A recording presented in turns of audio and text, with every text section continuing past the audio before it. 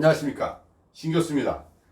자, 오늘 아침에는요, 여러분들에게 꼭 전달하고 싶었던 얘기를 말씀드리고자 합니다. 고객에게, 클라이언트라는 고객들에게 우리가 전달할 수 있는 방법과 꼭 해줘야 될 얘기를 좀 하고자 합니다. 고객이 오셨을 때 해줘야 될 반드시 세 가지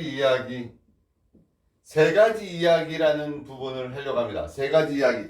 자, 첫 번째, 고객 관리식 해줘야 될 얘기와 여러분들 스스로 해야 될 일을 설명을 하려고 합니다.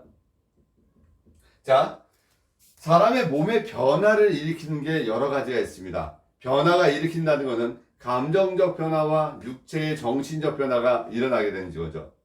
피부관리실이나 이 대체의학 시장에서 고객과 접근적 방식으로 다가가기 위해서는 내가 고객에게 어디 부위를 먼저 만지고 어떤 변화를 일으킬까라는 생각을 먼저 갖게 됩니다.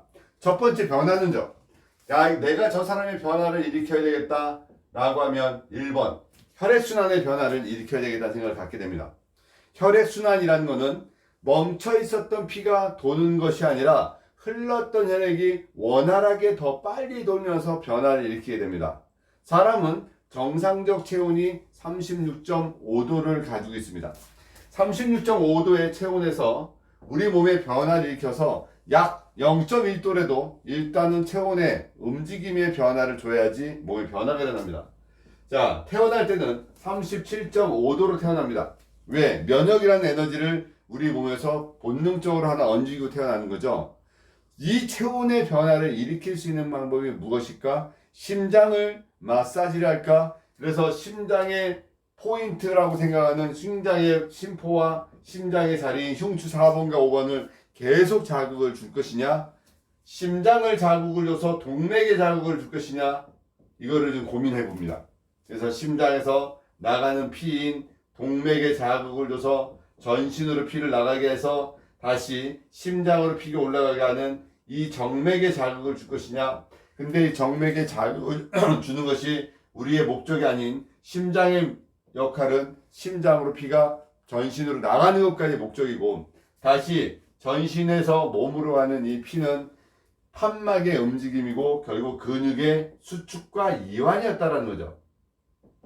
근육의 수축과 이완이라는 것을 통해서 피가 돌 때 우리 몸은 전신의 피가 돌고 있고 몸에서 변화가 일어난다고 합니다. 우리가 여기에서 꼭 제가 말씀드렸던 것을 종아리를 풀고 그 자리는 승산이 될 수 있고 승근이라는 자리를 풀라고 얘기합니다. 우리 몸에 두 가지 반응 중에서 살고 있다, 살아내고 있다라는 거랑 살고 있다라는 반응이 있습니다. 대부분의 사람은 살아내고 있습니다. 또는 우리는 이 직업군을 가지고 있는 우리는 좀 더 강력하게 살아내야만 합니다. 우리가 살아낸다는 강력한 의지를 갖고자 한다는 것은 나의 강력한 힘이 여기에 들어가야 됩니다. 그 얘기는 그냥 내 몸에서 피가 대충 흘러가는 게 아니라 강력하게 흘러갈 수 있도록 도와주는 포인트에 자극을 줘야 된다. 그 자극이 어디냐라면 종아리라는 거죠. 종아리를 풀어서 몸에서 무엇을 요구할 건데 살아내게끔 하는 반응으로 만들려고 합니다. 그래서 때로는 시원하다, 때로는 그냥 편안해졌어. 종아리를 주물렀더니 몸이 되게 편해졌어. 이 과정에 뜨겁고 아프고 온열로 들어갔다가 냉열로 들어갔다가 강한 마사지로 들어갔다가 종아리에 자꾸 자극을 줍니다. 이유는 하나입니다. 저곳을 통해서 혈액순환이라는 것을 일으켜서 살아내려는 반응으로 만들어주는 겁니다. 이게 첫 번째 의미입니다.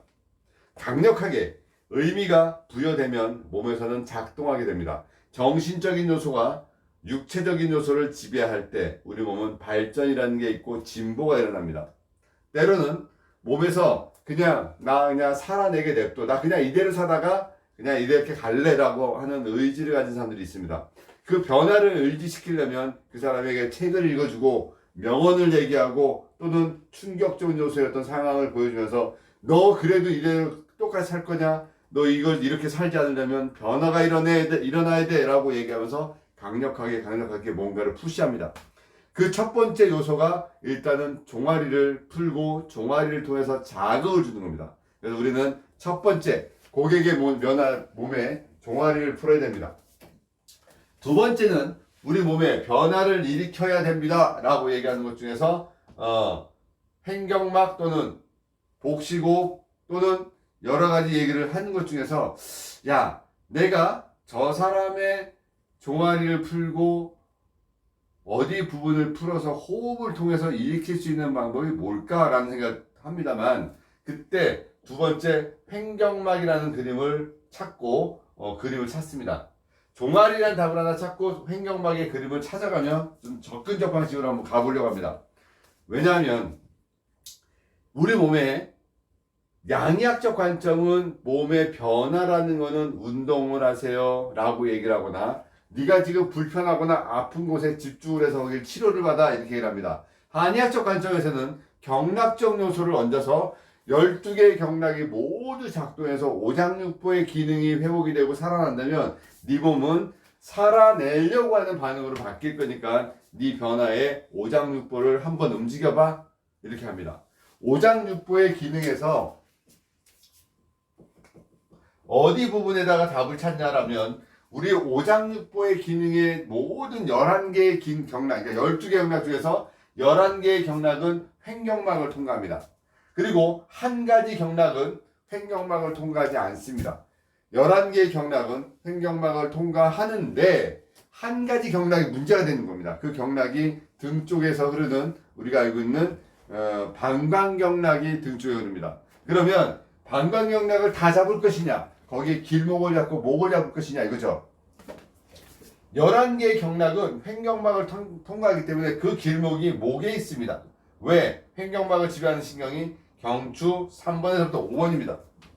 그 얘기는 목을 잡고 목을 푼다는 것은 횡격막의 흐름의 그 요지를 잡고 있다는 거고, 그 요지를 잡을 수 있는 방법이 우리가 살려내려는 반응의 그 패턴의 11개의 장부를 잡은 겁니다. 그죠? 그러면 한 가지는 어디냐는 거죠. 자, 종아리 부분, 승산 부분에 좀 위에 올라가면 위중이라는 곳에서 방광 1선과 2선이 합체되는 자리가 있습니다. 결국 우리가 전체의 몸을 잡으려면 경추 3번과 5번을 위중을 잡으면 경락적 요소에서 잡고자 하는 포인트를 잡은 겁니다. 자, 그렇죠. 그래서 횡격막의 호흡을 통해서 상경추를 풀어내서 목을 잡아내는 과정이 살려내려고 하는 두 번째 반응이네. 첫 번째는 종아리를 풀었고 두 번째는 목과 연관되어 있는 부분들을 신경을 써야 되겠구나. 횡격막의 움직임을 잘 쳐다보게 됩니다. 목을 풀어내면서. 물론 두 번째 상경추를 당기세요라고 하는 범위 안에 횡격막이 들어갑니다. 횡격막이라는 움직임은 우리 전체의 큰 펌프의 모터와 같습니다. 차로 얘기하면 엔진의 시동이 우리는 횡격막을 통해서 올라갑니다. 그래서 이곳에 얹어져 있는 작은 배터리의 전원 스위치는 심장이고 전체의 동력은 횡격막을 통해서 움직입니다. 횡격막이 움직이면 심장이 그 위에 올려져서 심장의 움직임과 양쪽 폐의 호흡과 내장기를 들었다 놔면서 모든 장부의 움직임과 우리 인체 650개 근육이 동시에 작동을 하는 겁니다. 그래서 목이라는 부분에 집중을 했더니 이 부분에는 상경추가 있더라 이거죠. 상경추. 자, 목의 그림을 그리면서 설명을 합니다. 경추 1번, 2번, 경추 3번, 목의 중심은 경추 4번입니다. 5번, 6번, 7번입니다. 위에서 일어나는 이거를 우리가 경신경총의 신경레벨을 보고 밑에를 완신경총으로 팔로 내려가는 신경총의 그림을 봅니다. 그러면 목에서 중심이 4번이고 3번과 5번은 우리 목에서 횡격막을 지배하고 5번에서부터 7번은 장흉신경이라고 해서 전거근을 지배하고 1번과 2번은 상경추라고 해서 목에 처음에 머리를 지탱해주고 인체를 잡아주는 첫 단추와 같은 것입니다. 이 상경추가 틀어지게 되면 몸의 균형에 틀어짐에 전체적인 문제가 오게 되는 거죠. 상경추에 문제가 생기면 우리 몸에서 6가지의 문제가 생긴다고 정리를 해봅니다. 1번 뇌압이 올라갑니다. 2번 혈압이 올라갑니다. 3번 림프순환이 일어나지 않습니다. 4번 640만 주의 뇌신경의 흐름이 원활하지 않습니다. 5번 미주신경의 흐름이 원활하지 않아서 장부의 기능적 요소에 작용을 해서 몸에서 살아내려고 하는 장부들의 모든 기능이 소실됩니다. 미주신경은 우리 인체의 전면을 흐르면서 모든 장부를 잡고 있고 변화를 일으키는 것이 미주신경입니다. 뇌신경 10번 미친 듯이 달려가는 미주신경은 뇌간이라는 곳에서 연수에서 시작돼서 인체의 중앙을 흘러갑니다. 여기가 상경추의 영향을 받습니다. 여섯 번째는 우리 몸에 알파파라는 파장이 나옵니다. 알파파의 파장은 교감의 에너지와 부교감의 에너지가 어떤 코드상에서 접점이 이루어질 때 우리 몸은 이제 살려내려는 에너지로 바뀐다는 거죠. 내가 움직이고 있어요. 내가 활동하고 있고요. 소모적으로 활동할 때 내 몸에서 이 동작적 요소가 활동을 하지만 어느 시점이 되면 다시 돌아와서 리셋시키고 치료하고 만들어내려는 그 기능적 요소를 합니다. 많은 분들은 착각을 하고 얘기를 합니다. 여러분들을 스스로 치료의 신이라고 부르지 마십시오. 왜냐하면 우리는 그 사람의 몸을 좋아지게 도와주는 겁니다. 몸은요, 그 사람 몸에서 자연 치유력이 이루어질 수 있도록 우리가 도와주는 사람이지 우리가 그 사람 몸을 변화시킨다고는 하지 마시라는 얘기죠. 그런데 운 좋게도 그 변화에 제가 손을 대거나 우리가 손을 댔을 때 그 사람의 변화가 더 큰 양상으로 일어나는 거죠. 그게 아마도 우리들의 역할이 아닐까? 라고 생각을 합니다. 그래서 요 두 가지의 요소의 횡격막과 상경추가 이루어지고 나면 세 번째 변화를 일으키려고 하면 머리, 모상건막을 풀어야 됩니다. 참 아이러니하죠? 왜 머리를 나왔을까라는 생각을 했었습니다. 그래서 고민을 했던 시절이 있었습니다. 왜 한 번에 치료하는 자리가 없을까? 우리가 한의사 선생님들은 한 자리에다 침을 놓고 좋아해주는 일침요법을 쓰시는데 그렇다면 수기도 사람의 몸에 어떤 포인트를 잡으면 좋아지는 자리가 있지 않을까라고 봤습니다. 물론 몇 군데의 자리는 찾았습니다. 매듭이란 자리도 찾았습니다. 뒷매듭, 앞매듭, 배꼽, 종아리든 어디를 만지면 몸이 좋아지는 것도 있습니다. 때로는 그 사람의 말을 들어줘도 좋아질 때가 있어요. 우리가 때로는 치료적인 요소보다 클라이언트들과 상담을 통해서 그 사람의 카운셀러적 역할로 그 사람의 마음을 다독여줄 때도 좋아질 때가 있더라는 거죠. 그런데 말입니다. 그거보다는 하나의 포인트가 있지 않을까라는 생각을 가지고 오랜 시간 고객의 몸에서 답을 찾았습니다. 그 답은 머리에 있었습니다. 두피라는 조직에 손을 대고 두피를 풀어줬더니 우리 인체의 근막이 열리면서 몸에서 수행적 요소, 치료적 요소로 바뀌더라는 거죠. 다행스럽게도 책을 공부하다 보니 AK라는 책에서도 그 머리에 있는 그 시상봉합선을 자극을 주고 풀어줬더니 15년 만에 안 구부러졌던 무릎이 구부러지더라라는 내용까지 나오는 걸 보게 되면 그 기능적인 요소들이 평가를 받을 수 있겠구나 생각이 듭니다. 그런데 이 모상건막을 풀었을 때 변화적 요소 중에서 목에서 일어나는 상황들, 얼굴의 변화, 그 다음에 어깨의 통증, 이 부분들에 대해서는 확연히 변화가 일어나는 걸 느꼈습니다. 또 얼굴 축소, 얼굴 비대칭, 목 디스크, 오십견 이런 부분에서는 확연히 일어나고 또 때로는 몸의 전신의 그 ROM, 동작적 요소에서도 두피를 자극을 주고 풀어줬더니 그 ROM이 살아나는 것도 봤습니다. 그렇다면 제가 모상건막이라는 부분까지 세 가지를 말씀을 드립니다. 1번, 첫 번째 피가 돌아야 되는 종아리부터 설명을 했고, 두 번째 상경추와 더불어 횡격막을 설명을 드렸고, 세 번째 이제 모상건막 두피를 풀어서 몸 안에 근막의 요소를 소통을 시키고자 했던 세 가지를 말씀드렸습니다. 어찌됐든 무조건 고객이 오신다면 클라이언트에게 이 세 가지를 먼저 시행을 해줘야 됩니다. 세상은 다 규칙과 법칙이 있습니다. 또 때로는 원리적 요소에 대본이 있다고 생각합니다. 여러분들은 고객이 왔을 때 막연히 그냥 그날그날의 감정적 요소에 의해서 지배하지 마시라는 거죠. 나는 최소한의 저 세 가지 포인트를 꼭 풀어서 저 사람 몸에 변화를 일으키는 먼저의 사람이 되겠다는 생각을 가지셔야 됩니다. 이 세 가지를 습관적으로 또는 매일 반복하시는 동작적 요소에 포함시켜 주시길 바랍니다. 물론 제가 말씀드린 말이 100% 정답은 아닐 수가 있습니다만, 그래도 이 일을 30년간 걸어왔던 제 경험치와 또 이걸 가지고 많은 사람들과 접하고 가르쳤던 경험치가 얹어진다면 여러분들은 좀 더 수월하게 이 길을 걷지 않을까라는 생각이 듭니다. 자, 이제 333의 법칙을 말씀드리려고 합니다. 고객과 세 가지의 진료를 했고, 세 가지를 했으면 나는 반드시 수행해야 될 세 가지의 법칙이 있다라는 것을 전자인간 337도 아니고 왜 333이냐고 얘기합니다. 333의 법칙을 정리를 해봤습니다. 이것도 누가 만들어낸 법칙은 아니지만 제가 고객을 접하면서 늘 머릿속에서 이 단어를 떠올려서 봤습니다. 한때는 고객을 보는 시간, 고객과 상담하는 곳에 시계를 놓고 고객과 상담 시간 또한 3분을 넘기지 않으려고 했습니다. 사람은 마음의 결정이라는 게 있습니다. 어떤 사람을 만나든 어떤 사람이 좋은 사람이든 나쁜 사람이든 마음에 드는 사람이든 그 결정을 내릴 때 사람은 3분 안에 결정적 요소를 내린다는 거죠. 그래서 그 3분이라는 단어를 가지고 책을 쓰셨던 분도 있습니다. 3분력이라는 책이 있었는데 사람은 어떤 상황이 되든 먼저 3분 안에 결정을 내리지만 그걸 함부로 뱉지 못하니까 제가 생각 좀 해볼게요. 때로는 제가 누가 상의 좀 해보고 올게요라고 하는 뒤로 물러나면서 그 상황을 벗어난다는 거죠. 그런데 말입니다. 여러분들도 생각을 해보세요.